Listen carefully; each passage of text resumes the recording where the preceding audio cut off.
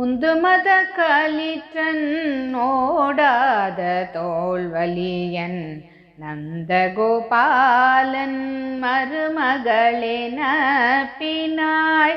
உந்துமத களிற்றன் ஓடாத தோல்வலியன் நந்தகோபாலன் மருமகளென பினாய். கந்தம் கமழும் குழலி கடை திறவாய் வந்தெங்கும் கோழி அழைத்தன காண் மாதவி. பந்தல் மேல் பல்கால் குயிலினங்கள் கூவின காண் பந்தார் விரலி உண்மை தூணன் பேர் பாட.